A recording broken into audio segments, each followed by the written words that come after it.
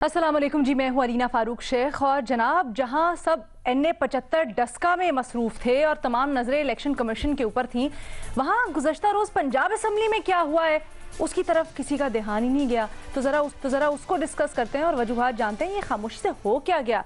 जनाब, हुआ ये कि 11 सीटें सेनेट की पंजाब असम्बली से 11 की 11 सीटों पर बिला मुकाबला मुंतखब हो गए सेनेटर्स। 5 सीटें गई हैं PTI के खाते में, 5 सीटें गई हैं मुस्लिम लीग नून के खाते में और 1 सीट मिली है मुस्लिम लीग काफ के उम्मीदवार को।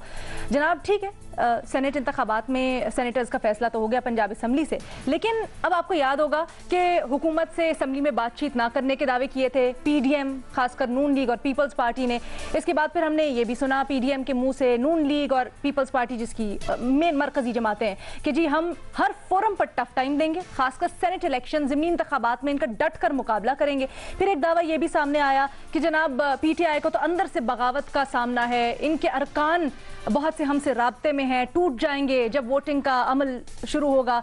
खासकर पंजाब में जो बुज़दार साहब की हुकूमत है उसके ऊपर भी बड़े तहफ़्फ़ुज़ात सामने आए। फिर उसको तनकीद का निशाना भी बनाया गया और कहा कि वो तो अदम एतमाद है सबको जो अरकान असम्बली में मौजूद हैं। तो उस सबके साथ साथ ये सेटलमेंट जो हुई है, यानी 5 सेनेटर्स आपके हम मुंतखब करवा देते हैं, 5 आप हमारे करवा रहे, 1 काफ लीग को मिल गया। तो ये हुआ क्या है पंजाब असम्बली में, इसको ज़रा अपने एनालिस्ट से हमने पूछना है। तो जनाब, PDM की जानिब से पंजाब में ये हिकमत अमली सौदेबाजी है या मुफाहमत या कुछ और?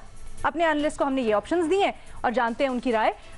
बुनियादी सवाल हमारा यही, और पैनल पर इसको डिस्कस करने के लिए हमें ज्वाइन करिए महमूद सरफराज साहिबा, बेनज़ीर शाह साहिबा, इरशाद भट्टी साहब, मज़हर अब्बास साहब और रसूल बख्श शाही साहब।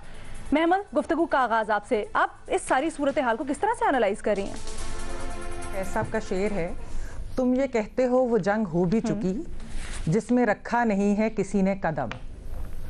वैसे तो पाकिस्तान तहरीक इंसाफ जो है वो कहती है कि नून लीग जो है वो चोर है और हम NRO नहीं देंगे और इनसे बातचीत नहीं करेंगे, छोड़ेंगे नहीं। और नून लीग भी कहती है कि PTI की हुकूमत तो सिलेक्टेड हुकूमत है और हम तो इनको गिरा कर तभी दम लेंगे। तो मैं ये पूछना चाहती हूँ इनसे कि ये कैसे हो गया पंजाब के अंदर कि सेनेट के इलेक्शन में आप दोनों ने एक दूसरे के कैंडिडेट्स इस तरीके से जितवा दिए बगैर वोट का राइट एक्सरसाइज किए। बहुत ज़्यादा वोट को इज्जत मिली है सेनेट के इलेक्शंस के अंदर पंजाब में कि वोट का राइट एक्सरसाइज ही नहीं करने दिया। अच्छा, अब बताएं कि ये इसके पीछे कौन थे, ये डील किसने कराई? चौधरी परवेज़ इलाही साहब का नाम आ रहा है। और तो मुझे ये बताइए कि इसका मतलब क्या है? हम सब जानते हैं, ऐसे ही नहीं ये न्यूट्रल का राग अलापा जा रहा। ऐसे ही नहीं है कि ज़रदारी साहब कह रहे हैं कि पीपल्स पार्टी जो है वो सेनेट के अंदर बहुत बड़ी पार्टी होगी, क्योंकि इसमें पीपल्स पार्टी का भी बहुत कलीदी किरदार है। इस पूरे सेनेट के पंजाब के इलेक्शंस के अंदर ये जिस तरीके से हुई है डील, इसके अंदर पीपल्स पार्टी का भी किरदार है। तो इस सब का मतलब क्या है अलीना? इस सब का मतलब ये है कि आप लोगों ने जो वैसे PDM भी बनाई हुई है, आप लोग ऑपोजिशन भी कर रहे हैं, ठीक है, अच्छी बात है, सब कुछ करें, लेकिन आपने फिर हुकूमत का ऑर्डिनेंस मान लिया, क्योंकि हुकूमत की ऑर्डिनेंस की है। इसी तरह बात है ना, जिस तरीके से फिर कोर्ट के अंदर जब इसके ऊपर बहस हो रही थी, बहस मुबासा हो रहा था, तो ये कहा गया था कि भाई जिसकी जितनी सीट्स हैं असेंबलियों के अंदर वही रिफ्लेक्ट करनी चाहिए सेनेट की सीट्स। बिल्कुल रिजर्व सीट्स वाली चीज बना दी ना। हालांकि सेनेट के इलेक्शन ऐसे नहीं होते, वो बेनज़ीर ज्यादा बेहतर तरीके से एक्सप्लेन कर सकती है कि प्रोपोर्शनल क्या होता है सीट।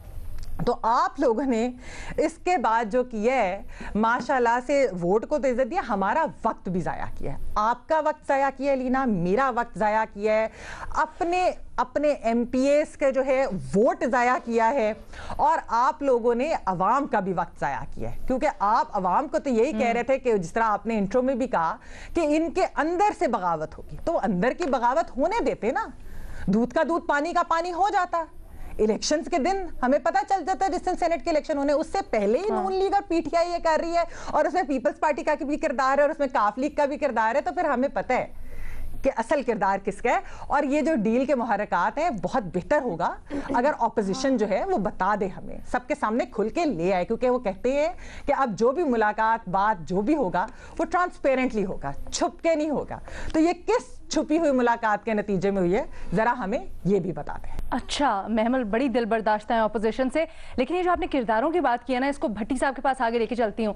इरशाद भट्टी साहब, परवेज़ इलाही, मज़हर अब्बास साहब हंस रहे हैं, मज़हब आती हूँ आपकी तरफ। इरशाद भट्टी साहब, ये परवेज इलाही साहब का किरदार कहा जा रहा है, ये जो सारा कुछ हुआ है सेटलमेंट, उनको सेहरा जाता है, ये उनकी मुदाखलत से होना, इसका क्या मतलब है? फिर हमजा शहबाज साहब अभी अभी रिहा हुए हैं, खबरें ऐसी आ रही हैं मरियम साहिबा को नैब ने तलब किया है, शायद अफवाहें हैं, गिरफ्तारी भी हो सकती है। ये क्या हो रहा है? क्या कोई डील हो गई है जैसे महमल कह रही हैं? महमल सरफराज साहिबा की बात को वहीं से कंटिन्यू करें जहां उन्होंने छोड़ी है, वहीं से कंटिन्यू करना चाहता हूं। वोट को इज्जत दो जिंदाबाद, सिविलियन सुप्रीमेसी जिंदाबाद, जमहूरियत का हुस्न जिंदाबाद, और घुस घुस के मारा जिंदाबाद। वो महमल ने शेर सुनाया है तो मेरा भी दिल कर रहा है मैं भी शेर सुनाऊं। वो चीचो चीच गंडेरियां, दो तेरियां दो मेरियां, विच्चू विच्चू रोड़ा पाई जाओ, विच्चू विच्चू खाई जाओ, तू रोड़ा पाई जाओ। तो मैडम शेख हो क्या रहा था? मैडम शेख हो क्या रहा था? ऐनक लगा के दोबारा आपको देख कर कह रहा हूं, मैडम शेख हो क्या रहा था 2.5 साल से? बाजुबाने इमरान खान, अपोजिशन चोर, डाकू, लुटेरे, मुनाफिक, मुल्क बर्बाद करने वाले, इनके साथ बैठना छोड़ें, सलाम भी नहीं लूंगा। 2.5 साल मैडम शेख मेरी अपोजिशन फेवरेट, पसंदीदा, खोयत मलाई वाली अपोजिशन क्या कह रही थी? ये सिलेक्टेड, ये जाली खान, ये हुकूमत जाली, मैंडेट जाली, ये निज़ाम जाली, ये वजीर आजम जाली, जो इसे वजीर आजम कहेगा वो मुजरम, और इसके साथ नो तामन, और इससे इस निज़ाम से जान छुड़ाना हमारा मकसद। 2.5 साल हो गए मैडम शेख पार्लियामेंट को ताले पड़े हुए, 2.5 साल हो गए। कश्मीर आया ये इकट्ठे ना हुए, सी पैक आया ये इकट्ठे ना हुए, कोरोना आया ये इकट्ठे ना हुए, टड्डी दल आया ये इकट्ठे ना हुए, जीबी का मसला आया ये इकट्ठे ना हुए। अच्छा 2.5 साल हो गए, बदजुबानियां, गालियां, ताने, मेने, झगड़े, पर्चे, मुकदमे। 2.5 साल हो गए जलसे, जुलूस, मुजाहरे, लांग मार्च, धरने। 2.5 साल हो गए किसी मसले, किसी इशू, किसी मामले पर कोई इत्तफाक राय नहीं। सेनेट का देख ले, मामला सुप्रीम कोर्ट में है, सेनेट का मामला सुप्रीम कोर्ट में है। इलेक्शन कमीशन कुछ कह रहा है, हुकूमत कुछ चाह रही है, अपोजिशन कुछ कर रही है। मरियम नवाज कह रही थी अगर इस हुकूमत से तरमीम नहीं, अगली किसी हुकूमत से मिलकर ये तरमीम कर लूंगी, ओपन बेल्टिंग वाली, इनके साथ नहीं करूंगी। अच्छा अब और ये पंजाब में तो हो सर गया, ये बताए ना, इसी हुकूमत से पंजाब में मिलके ये कैसे हो गया? कैसे पंजाब में हो गया, पंजाब में हो गया, पंजाब में हो गया। परवेज इलाही साहब को सलाम, बुजदार के नसीब को सलाम, बुजदार का मुकद्दर, बुजदार का नसीब।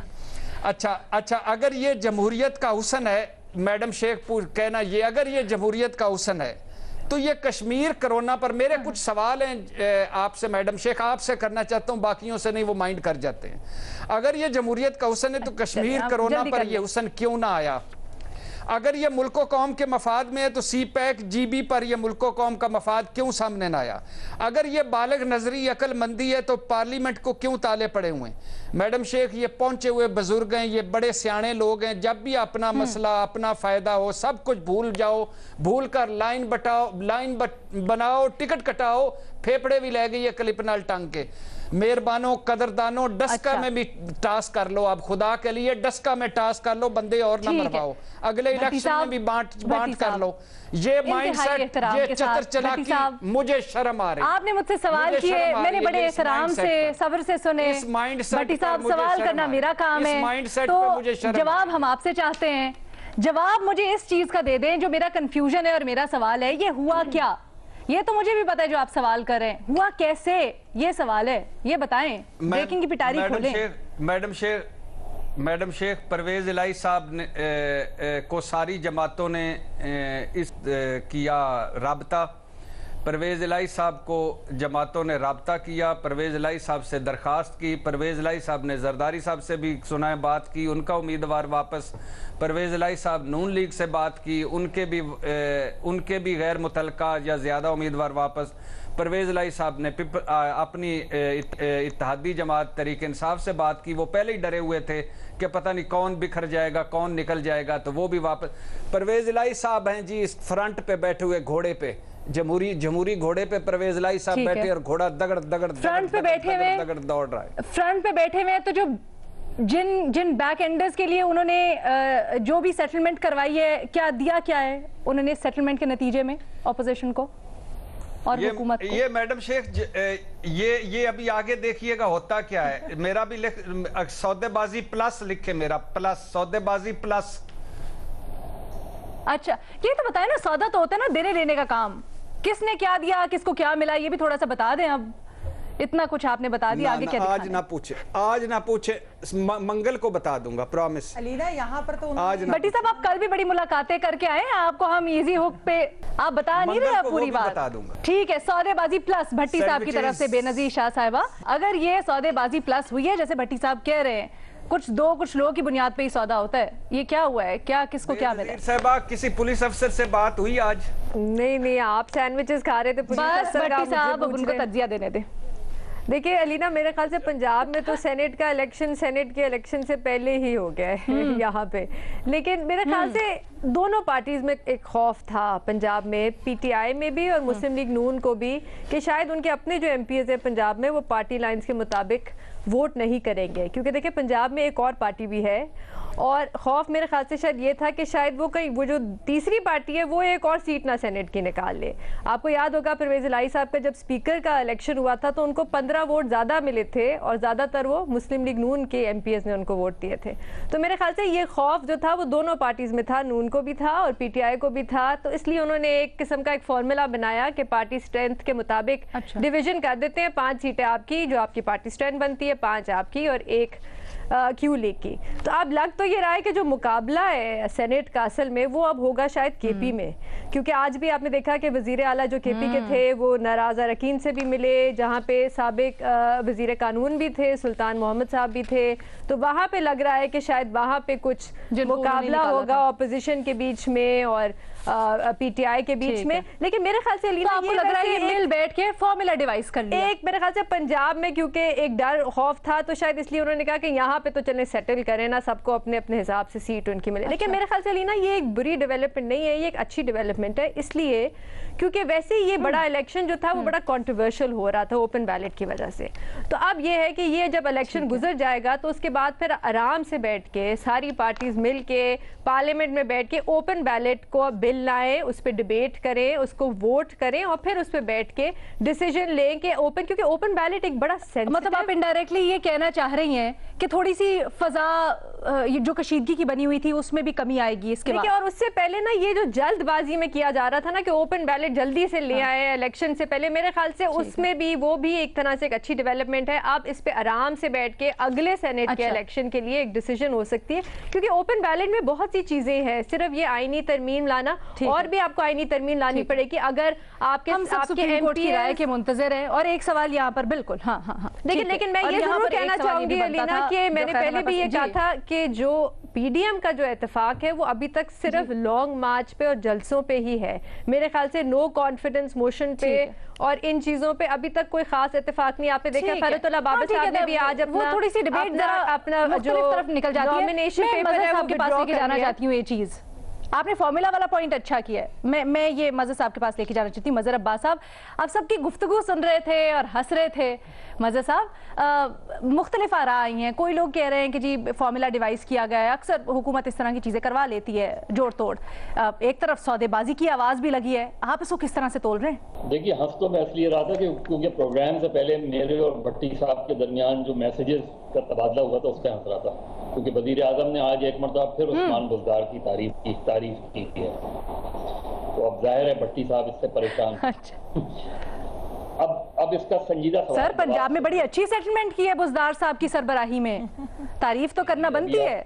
बहुत सारे लोगों के बारे में इत्तला थी कि कोई 2 या 3 लोग ऐसे आए हुए हैं जो नोटों के से भरे बैग लेकर आए हुए हैं, लिहाजा अगर ये लड़ाई हुई और ये मैच हुआ तो कोई भी बाजी कहीं भी पलट सकती है, क्योंकि सीक्रेट बैलेट अगर हो गया तो फिर, और यही मैसेज उन्होंने सब तरफ उनकी जो इत्तला थी चौधरी साहब की वो यही थी कि हर तरफ ये खेल चल रहा है। लिहाजा उन्होंने कहा कि जी अगर पीटीआई तैयार है तो फिर सबसे पहले वजीर आजम की कंसर्न चाहिए अगर हम इस फॉर्मूले की तरफ जाते हैं और एक कंसेंसस बनाते हैं।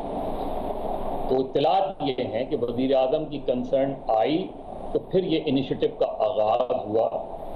बीच में कुछ रुकावट बनी जिसमें मरियम नवाज साहिबा की और PMLN खासतौर पर मरियम नवाज साहिबा की कुछ रिजर्वेशंस थी, तो उनको भी बावर किया गया कि इस तरह की चीज़ हो सकती है, क्योंकि PMLN के जनरली MPA इस फार्मूले पे तैयार हो गए थे और PTI में भी कोई जो है बहुत बड़ी PTI के MPAs में कोई बड़ी इसमें वो नहीं थी और वो सब यही कह रहे थे कि ये बेहतर है, क्योंकि वरना फिर कौन किस तरफ जाता है किसी को नहीं पता था।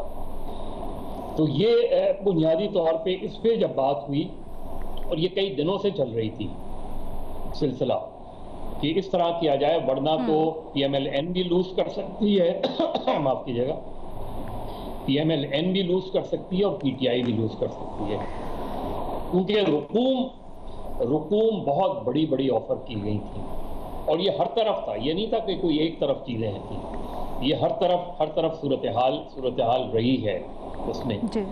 उस लिहाज से जिस फॉर्मूले को एवॉल्व किया गया, इसमें तीनों की टॉप लीडरशिप से बात की गई। अब जरदारी साहब का नाम इसलिए आता है क्योंकि आपको याद है 2018 के इलेक्शन से पहले भी जरदारी साहब की तो वहां कोई सीट नहीं थी पीपल्स पार्टी की, लेकिन जरदारी साहब के स्टेक थे। यहां भी ऐसा ही है।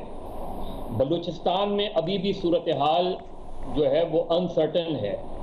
इस चीज का कभी इम्कान है कि हफीज शेख साहब जीत जाएं, लेकिन शायद चेयरमैन सेनेट जो है वो एक मरतबा फिर ऑपोजिशन का हो सकता है। अच्छा मजहर अब्बास साहब, अभी आपने ठीक है बाकी सब कुछ तो कहा, लेकिन ये जो ऑपोजिशन का इस सारे में किरदार है, ये ऑपोजिशन को इससे क्या हासिल हुआ, ये थोड़ा सा एक्सप्लेन करें, क्योंकि ऑपोजिशन के दावे ये थे कि हम तो सारी कश्तियां जला के इसमें गए। अब तो नई कश्तियां मिल जाती है ना अगर आप कश्ती जला दें।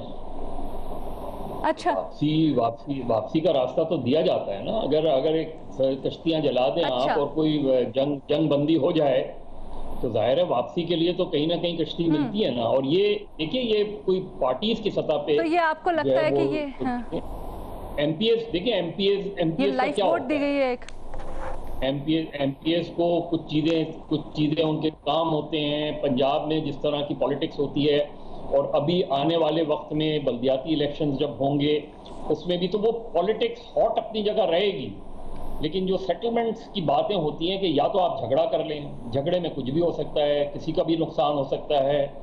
डस्का 75 सर, ये तो MPS से ऊपर के लेवल पे चली गई ना, जब आप कह रहे हैं कि वजीर आजम साहब का आपकी इत्तलात के मुताबिक वजीर आजम साहब का कंसेंट इसमें शामिल था, फिर मरियम नवाज साहिबा ने थोड़ी सी मुजाहमत दिखाई, लेकिन फिर मरियम नवाज साहिबा ने थोड़ी मुजाहमत दिखाई, लेकिन फिर वो भी आमादा हो गई। इसलिए कि इस झगड़े में नुकसान किसी का भी हो सकता था और ये बात जो है वो बावर करा दी गई कि आपको पता भी नहीं चलेगा कि क्या हो जाएगा, खेल हो जाएगा, क्योंकि जाहिर है जो ये दावे कर रहे हैं वो है डील करो या ढील हो कोई, उसका पूरा शहर में इसलिए नहीं पढ़ सकता क्योंकि उसमें बहुत से लोगों के नाम आ जाते हैं, तो इसलिए वो रहने ही दें। ये बड़ी नाइंसाफी है, ये जो आप लोग आधी इन्फॉर्मेशन विथहोल्ड कर लेते हैं ना और हमें लॉन्ग करते रहते हैं। खैर, रसूल बख्श साहब के पास में लेके जाती हूँ कॉन्वर्सेशन। वेरी बैड मज़र साहब, ये फेयर नहीं है। वैसे रसूल बख्श साहब, आप इस सारी सिचुएशन को किस तरह देख रहे हैं? मेरे ख्याल में ये बहुत अच्छी पेशरफ्त है और ऐसा ही होना चाहिए। अच्छा। कि मुतनासिब नुमाइंदगी के असूल को आप सामने रखें और हर पार्टी की अददी अक्सरियत को और अददों को आप सामने रखें, तो यही नतीजा निकलना था। उसमें अगर फायदा मामूली सा हुआ है तो वो क्यू लीग को हुआ है कि अगर वो अपने तौर पे उनकी पार्टी के हिसाब से अगर हम करते तो शायद उनको एक सीट ना मिलती, लेकिन इस बारगेन में उन्हें एक सीट मिल गई इत्तेहादी होने की वजह से, और तहरीक इंसाफ ने उनको कह दिया था। इसमें मेरे ख्याल में यही नहीं समझना चाहिए कि PTM खत्म हो चुकी है और तहरीक इंसाफ अब उनके बारे में ना एहतसाब की बात करेगी ना चोर डाकू कहेगी, और ये वसीह तर एक सेटलमेंट हुआ है जिसका नतीजा सामने आपको हर जगह नजर आएगा। मैं ऐसा नहीं समझता कि हिज़्ब इख्तिलाफ रहेगी, उनका बयानिया, उनकी बातें, उनकी तारीख और गालिबन वो लॉन्ग मार्च जिस तरह भी करना है उन्होंने वो भी होगा, और तहरीक इंसाफ भी अपने कदम वहीं पे जमाए रखेगी जहां पे हमने उसको कई सालों से देखा है। तो इसमें बड़ी तब्दीली नहीं है, ये एक दानिशमंदी या इसको आप प्रैग्मेटिज्म कह सकते हैं कि अमलियत पसंदी है कि अगर दोनों तरफ से अगर जोर लगाया जाता तो कितना सीटें PMLN खरीद सकती थी या तहरीक इंसाफ खरीद कर सकती थी, क्या तीसरा फरीक उसमें नहीं आ सकता था?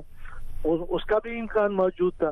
तो मैं इस बात से इत्तेफाक करता हूं कि खदशात दोनों जानिब थे कि कहीं हमें नुकसान ना हो जाए। मेरे ख्याल में ये तो बहुत अच्छी पेशरफ्त है और अगर इसी को लेके आगे चलें और ऐसा ही बलूचिस्तान में हो, कराची में हो, सिंध में हो और खैबर पख्तूनख्वा में हो, तो पाकिस्तान की सियासत में जरा थोड़ा सा ठहराव आ जाएगा कि हम ये जो एक रोजाना की बुनियाद पे हम देखते हैं लड़ाई झगड़ा, एक दूसरे के खिलाफ गलत जबान का इस्तेमाल, और ऐसा लगता है कि पाकिस्तान में एक आग लगी हुई है, सियासी जंग बंदी होनी चाहिए और इससे उसके इम्कानात तो मेरे नजदीक पैदा नहीं हो रहे, लेकिन मैं इसको एक खुशायद पेशरफ्त कहता हूँ।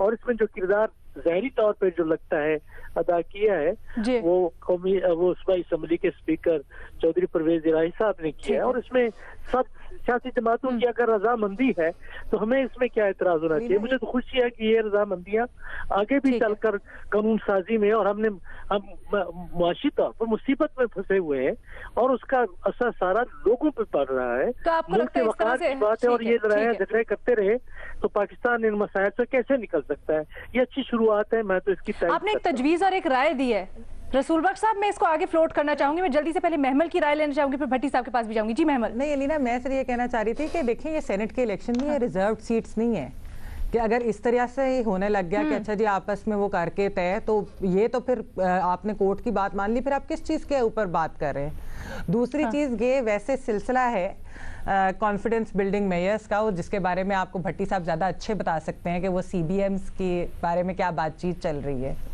तो शायद अगर भट्टी साहब उस पर कोई लाइट डालना चाहें।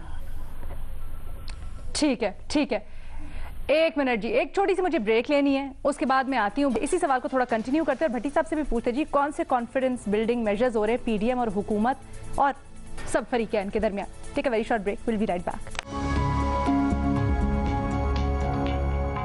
जनाब, सेनेट इलेक्शन से मुतल्लिक पंजाब असम्बली में जो एक अंडरस्टैंडिंग तय पाई है और उसके नताइज हमारे सामने आए, उसके ऊपर हम डिस्कशन जारी रखे हुए हैं। इरशाद भट्टी साहब, क्या कॉन्फिडेंस बिल्डिंग मेजर्स हो रहे हैं PDM और हुकूमत के दरमियान में? कुछ ज़रा डिटेल्स हमसे शेयर करें। मैडम शेख, एक वैसे बात मुझे अब समझ नहीं आ रही, PDM के सदर कौन है? सर मौलाना फजलुर रहमान सरबराह हैं। चलो, तो मौलाना साहब को पता ही कोई नहीं है कि ये क्या सारा कुछ हो रहा है, और उनकी जमातें एक मरतबा फिर हाथ कर गई हैं। चलो बहरहाल मौलाना साहब जाने और PDM जाने। दूसरी बात यह है कि मैडम शेख, एक सीधा सौदा हुआ है जो वो है कि परवेज इलाही साहब का अपना उम्मीदवार कामल अली आगा, और परवेज इलाही साहब को इमरान खान साहब ने भी कहा, जैसे मजर साहब बता रहे थे, मुस्लिम लीग नून ने भी कहा, पीपल्स पार्टी, सारों ने राब्ता जब उन्होंने किया, किसी ने कोई मजामत नहीं की, बिलीव मी, यानी थोड़ी बहुत हाँ ना हुई जैसे मजर साहब कह रहे हैं, लेकिन कोई बड़ी मजामत नहीं हुई और सारे मान गए। तीसरी बात, खुदा के लिए ऑफर बड़ी अच्छी मिली थी।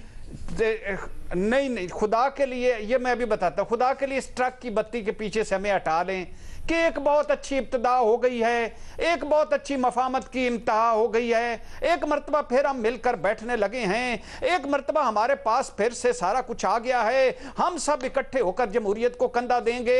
और नहीं भाई नहीं, ये इनका अपना फायदा था, इकट्ठे हो गए, अगली मरतबा फिर कोई अपना फायदा कहीं आएगा, इकट्ठे हो जाएंगे, अगली मरतबा फिर कोई अपना फायदा होगा, इकट्ठे हो जाएंगे। इनका कोई हमारे लिए नहीं। डस्का में 2 बंदे मारे हैं, इधर ये वो इकट्ठे हो गए हैं, इधर सुप्रीम कोर्ट इलेक्शन कमीशन के बाहर झंडे गाड़ रहे हैं, उधर इकट्ठे हो गए हैं, कश्मीर पे इकट्ठे नहीं हुए, इधर इकट्ठे हो गए हैं, CPAC पे इकट्ठे नहीं, इधर इकट्ठे, कोरोना में जलसे कर रहे थे, आर या पार निजाम गिरा और इधर इकट्ठे हो उसका जवाब जल्दी से दे देना। ये तो अभी आपने जवाब में ये बताएं कि क्या मिला जिसके ऊपर मुजामत करनी नहीं पड़ी उनको?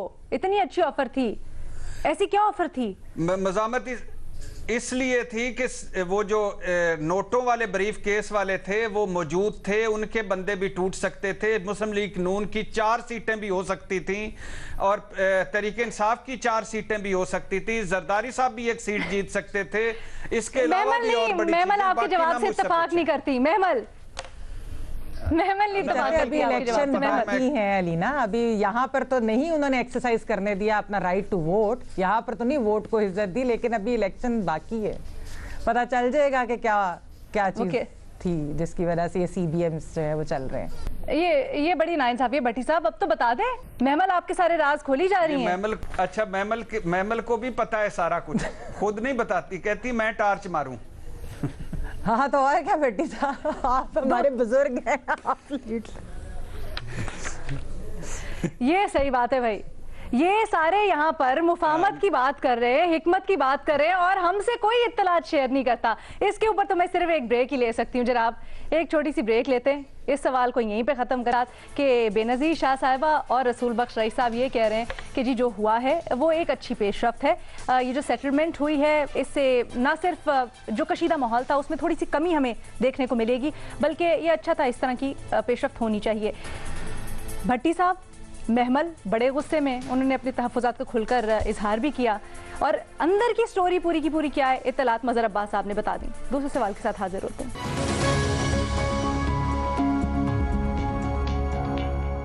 जनाब एक और बड़ी हम डेवलपमेंट से मुतल्लिक हमने गुफ्तगू करनी है। आज गुज़श्ता रोज़ पाकिस्तान और भारत के DGMOs का हॉटलाइन पर रब्ता हुआ और जो सीज़ फायर के माहदे और दीगर याददाश्तें हैं उसके ऊपर सख्ती से अमल दरामद करने पर दोनों ममालिक के दरमियान इत्तफाक हुआ। बड़ी अहम पेशरफ्त है, इसी को हम डिस्कस करेंगे। इसका खैर मकदम किया है UN के सेक्रेटरी जनरल एंटोनियो गुतेरेस ने भी और अमरीका की तरफ से भी इसको बड़ी मुस्बत पेशरफ्त करार दिया जा रहा है। अब अपने आनले से हमारा कुछ सवाल यूँ है कि ये जो तसव्वुर किया जा रहा है कि बाइडन इंतजामिया के आने के बाद ये पेशरफ्त होना, तो क्या बाइडन इंतजामिया मोदी और भारत को पाकिस्तान की तरफ इंतहा पसंदाना रवैया बदलने पर आमादा कर सकेंगे, हाँ या नहीं के ऑप्शन है हमारे एनालिस्ट के पास। रसूल बख्श साहब, मैं नहीं समझता कि बाइडन एडमिनिस्ट्रेशन मोदी सरकार की हिकमत अमली को पाकिस्तान के बारे में तब्दील कर सकेगी, लेकिन आलमी सतह पर मैं समझता हूँ कि एक मसबत तब्दीली तो जरूर आएगी।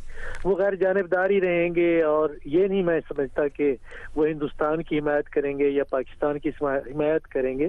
लेकिन जहाँ तक के जारहाना रवैया है मोदी सरकार का और पाकिस्तान के बारे में जो वो गुफ्तगू करते हैं, और कोई लेन देन नहीं है हमारा दोनों ममालिक के दरमियान में, और कशीदगी भी हमने देखा है कि जब से ये हुकूमत आई है वो रही है ना, वो किसी को किसी कॉन्फ्रेंस में भी किसी को जाने के लिए वो विजिट के लिए वीजे नहीं देते, ना यहाँ से लोग वहाँ जा रहे हैं, आर्टिस्ट हैं, दानिश्वर हैं, सहाफी हैं, सियासतदान है, कोई नहीं वहाँ पे जा रहा, ना वहाँ से। ये बता दीजिए, ये जो छोटी सी उम्मीद की किरण है इससे अमेरिका को मंसूब किया जा रहा है, क्या आप इसको भी सही ताल्लुक समझते हैं? क्या अमेरिका की वजह से, बाइडन इंतजामिया की वजह से भारत इस राब्ते को कायम करने पर हुआ आमादा?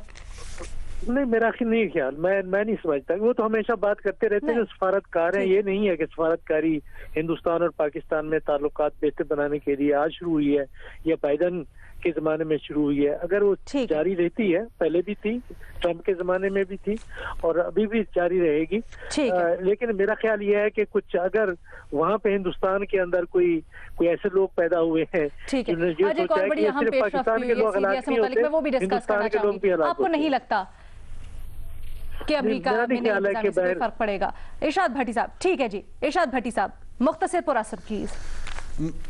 जी मैडम शेख, सबसे पहले तो ये है कि आप सीज फायर्स को देखें। 2020 में 4600 सीज फायर्स हुई हैं, 4600 सीज फायर्स के खिलाफ वर्जियां हुई हैं, यानी उनकी भारत की तरफ से। और 2003 में ये सीज फायर का मुआहदा हुआ था और 2018 में भी दोनों मिले और कहा कि मुआहदा दोबारा इस पर अमल करें। 2019 में पुलवामा हो गया और फिर हालात खराब हो गए। इंडियन मीडिया, जैसे अभी आपने सवाल किया ना, ये अमेरिका ने किया, इंडियन मीडिया कह रहा था कि अजीत डोल और मोईद यूसुफ की कोई बैकडोर डिप्लोमेसी है। मोईद यूसुफ ने इस पर कहा है कि बिल्कुल नहीं, ऐसी कोई बात नहीं, कोई बैकडोर डिप्लोमेसी नहीं, ये फौजी टू फौजी राब्ता था और फौजी टू फौजी तल्लुकात हैं जिसकी वजह से ये सारा कुछ हुआ है। और मैडम शेख, इस तरह कई मरतबा हम खुशियाँ मना चुके हैं, कई इस तरह की किरणें आ चुकी हैं। मेरी ख्वाहिश है कि कश्मीर का मसला हल हो, कश्मीरियों के दिन जो जुल्म उन पर हो रहे हैं वो कम हो, ख़त्म हो और हम इस खित्ते में अमन हो। बाकी ये जो मैडम शेख कहना कि बाइडन इंतजामिया चाहती है मोदी का रवैया बदले, मामूल का राब्ता था। ठीक है, हाँ, बाइडन और बाइडन इंतजामिया का आपको इसमें कोई ताल्लुक नहीं लगता। ठीक है, कोई किरदार ठीक है जी। बेनजीर शाह साहब बोले भी नहीं, कश्मीर पर बात ही नहीं की। ठीक है जी, ठीक है जी। बेनजीर, मेरे ख्याल से अमेरिका की पॉलिसी में इतनी तेज़ी या फॉरेन पॉलिसी में इतनी तेज़ी से तब्दीली नहीं आती, जबकि सदर उनका बदल जाए तो उनकी पूरी फॉरेन पॉलिसी जो है वो तब्दील हो जाए। अभी तो जनवरी में तो 2 महीने तो हुए हैं बाइडन को आए हुए, और इंडिया अभी भी उनके लिए एक बड़ा अहम मुल्क है इकोनॉमिकली भी और चाइना की तरह भी अगर हम देखें। बल्कि अगर आप ये देखें तो बाइडन ने अभी जब से वो इनॉग्रेशन के बाद उन्होंने मोदी से फ़ोन पर बात की, अभी उन्होंने वज़ीर आज़म पाकिस्तान से अभी तक फ़ोन पर बात नहीं की। तो मेरे ख्याल से बहुत ज़्यादा क्रेडिट शायद अमेरिका को इसमें दे रहे हैं। यहाँ पे बैक चैनल डायलॉग चलता रहता है, सिर्फ पाकिस्तान के साथ नहीं, आप चाइना का भी देख लें। कुछ दिन पहले चाइना ने भी ये ऐलान किया कि वो जो ब्रिक समिट हो रही है इंडिया में, वहाँ पे चाइना के जो सदर हैं वो वहाँ जाएंगे, तो वहाँ पे भी कुछ बैक चैनल। लेकिन जो भी है ये अच्छी एक डेवलपमेंट जिसने भी की हो, या GHQ से आई हो या प्राइम मिनिस्टर के ऑफिस से हो। मैं मजहर अब्बास साहब का इससे डायलॉग वक्त बड़ा कम है जी। मजहर साहब, ठीक है जी। मजहर साहब, देखिए वैसे तो जाहिर है ये मिलिट्री टू मिलिट्री ताल्लुकात में बेहतरी आई, अच्छी बात है, लेकिन वज़ीर आज़म का जो अभी दौरा श्रीलंका है इसका जायज़ा लेने की बहुत ज़रूरत है। आपको पता है कि एक ज़माने में श्रीलंका और इंडिया के ताल्लुकात कैसे थे, और ये कुछ मामला चाइना के थ्रू और श्रीलंका से जिस तरह वेलकम किया गया इमरान खान को श्रीलंका में, और फिर इमरान खान ने वहाँ खड़े होकर ये तकरीर करके जो है एक मरतबा फिर इंडिया को ऑफ़र की कि हमें ट्रेड रिलेशनशिप को डेवलप करना चाहिए, हमें चीज़ों को बेहतर बनाना चाहिए, और ये इमरान खान का कंसिस्टेंट व्यू रहा है।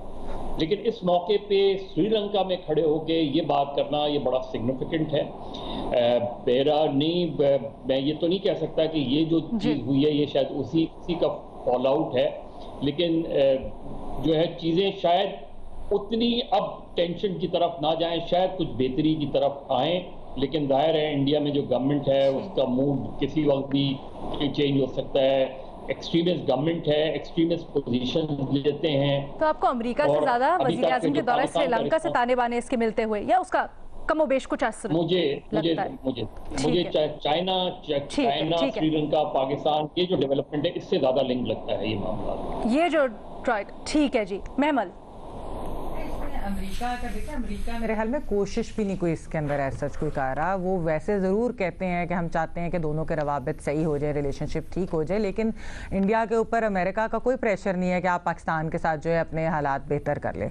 असल चीज़ ये है कि इस वक्त इंडिया के अंदर भी थोड़ी सी एक हमने ये पॉलिसी शिफ्ट भी देखी है। ये बैकडोर चैनल की बिल्कुल इसके अंदर होगा, कुछ ना कुछ चल रहा होगा, लेकिन जो असल बात है वो ये है कि उन्होंने कल चाइना से भी, उनके फॉरेन मिनिस्टर ने चाइनीज़ फॉरेन मिनिस्टर से भी बात की। आप देखिए कि चाइना के साथ उनकी कितनी टेंशन। फिर एक और जो सिग्निफिकेंट चीज़ है अलीना, वो थोड़ा सा इनकी फॉरेन मिनिस्ट्री की वर्डिंग में फ़र्क है। जब जनरल बाजवा साहब ने वो हैंड ऑफ पीस वाली बात की थी, जो बहुत अच्छी उन्होंने बात की थी, उसके बाद जब इनकी MEA ने रिएक्ट किया था तो उन्होंने उसके अंदर कहा था कि ओनस पाकिस्तान के ऊपर, और उन्होंने दहशतगर्दी का भी, कि वो दहशतगर्दी वो जो लफ्ज़ हमेशा जो बात करते हैं, कल के ऐलान के बाद उन्होंने दहशतगर्दी की बात नहीं की। उन्होंने ये कहा, अनुराग श्रीवास्तव है, उन्होंने कहा कि हम पाकिस्तान के साथ नॉर्मल रिलेशन चाहते हैं, और हमने हमेशा ये कहा है कि सारे इश्यूज जो है पीसफुल और बायलैटरल तरीके से होने चाहिए। की इश्यूज पे हमारी पोजीशन वही है, लेकिन उन्होंने बताई नहीं कौन सी, लेकिन उन्होंने कहा I don't think I need to reiterate, so he did not use that word. ये बहुत एक सिग्निफिकेंट बात है कि उन्होंने सख्त रिएक्शन नहीं दिया। इसका मतलब है कि कहीं ना कहीं वो थोड़ा सा ये चाह रहे हैं कि ये थोड़े से नॉर्मलाइज हो जाए रिलेशंस। और एक वजह इसकी ये भी हो सकती है, चाइना के साथ तो वो अपने हालात बेहतर करें, ये भी हो सकता है कि वो चाहे कि पाकिस्तान के साथ जो बॉर्डर पे सब कुछ चल रहा है तो वो बंद हो, ताकि अगर जो इनका असल मसला जो इनका चाइना के साथ तो बहुत बड़ा एक मसला है ना, तो वो वाली चीज़ भी, उसके लिए भी एक इंडिया के अंदर बात हो रही है कि शायद ये इसलिए भी है कि थोड़ा सा हम एक जगह पे फोकस कर सकें, ना कि ये दोनों साइडों पे हमें जो है वो फोकस करना पड़े। तो मेरे ख्याल में उनके अपने जो हैं, अपनी उनकी थिंकिंग है इसके अंदर ये, लेकिन था ये दिल्ली के लिए काफ़ी सरप्राइजिंग था। वहाँ के लोगों से जब बात हुई मेरी भी, तो वो ये देख नहीं रहे थे, हालांकि उन्होंने सुना ज़रूर हुआ था बैक चैनल टॉक्स का, लेकिन वो कह रहे थे कि ये आउट ऑफ द ब्लू था एकदम से, जिस तरह से ये सामने आई है चीज़। ठीक है, और इसके ऊपर रद्द अमल क्या दे रहे हैं जनरली लोगों में क्या सेंटिमेंट पाया जाता है इससे मुतल्लिक? नहीं, वो रद्द अमल तो ये है कि ये किस किस्म की कंफ्यूज पॉलिसी है भारत की तरफ से कि एक तरफ जो है, जब आप पाकिस्तान की देखें कंसिस्टेंट पॉलिसी रही है, पाकिस्तान ने पीस की बात की, आप देख ले पिछले 2, 4, 5 साल आप देख लें उठा के, उससे पहले पाकिस्तान हमेशा वो कहता है मतलब इंडिया की रिएक्शन चेंज होता था मोदी हुकूमत का। बट ये जरूर है कि वो कहते हैं कि असल में क्योंकि मोदी हुकूमत इतनी पावरफुल है कि वो जो मर्जी यू टर्न ले लें, वो जो मर्जी कर ले, उनको कोई सवाल नहीं उठा सकता। तो ये एक चीज है कि वो लाहौर आ गए थे एकदम से, हालांकि उससे पहले वो किस तरह की, फिर अजीत डोवल की मुलाकात 2018 में गालिबन थाईलैंड में जब हुई थी एनएसए से, वो उन्होंने कर लिया, किसी ने सवाल नहीं उठाया। आपको भी इसमें कोई किरदार नहीं लगता? नहीं, अमेरिका करनी। ठीक है जी, हमारे तमाम एनालिस्ट ये कहते हैं कि अमेरिका का हमें इसमें एज सच किरदार नहीं लगता, लेकिन जो सीज फायर से मुतल्लिक पेशरफ्त हुई है इसके ऊपर अमल दरामद सख्ती से करने का दोनों ममालिक ने आयादा किया है, ये बहुत ही अहम और मुस्बत पेशरफ्त है और सब यही उम्मीद जाहिर कर रहे हैं कि आगे इससे मजीद अमन के रास्ते खुले। एक चीज़ मज़हर अब्बास साहब ने खुसूसी तौर पर जो कही उसको मैं दोबारा कहना चाहती हूँ। मज़हर अब्बास साहब के मुताबिक जो वज़ीर आज़म का दौरा है अमरीका, श्रीलंका और फिर श्रीलंका, चाइना और पाकिस्तान की ये जो ट्राइका है, ये ख़ास तौर पर इस चीज़ में शेप अप करने में बड़ा अहम साबित हुआ है उनके ख्याल में। तो जनाब आपसे इजाज़त चाहेंगे, कल नए सवालात के साथ मुलाकात होगी।